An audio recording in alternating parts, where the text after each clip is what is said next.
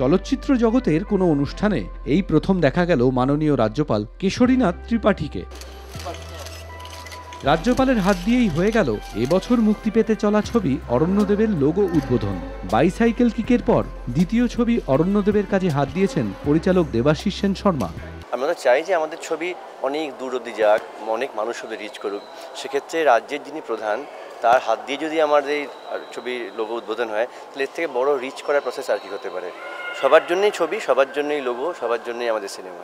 আমাদের ছোটবেলার প্রিয় সুপারহিরো অরণ্যদেবকে বড় পর্দায় আনছেন না পরিচালক। এখানে অরণ্য আর দেব দুই অভিন্ন হৃদয় বন্ধুর বাস্তবের মাটিতে সুপারহিরো হয়ে ওঠার গল্পই ছবির মূল বিষয়বস্তু। অরণ্য আর দেবের ভূমিকায় অভিনয় করছেন যথাক্রমে যিশু সেনগুপ্ত আর মীর।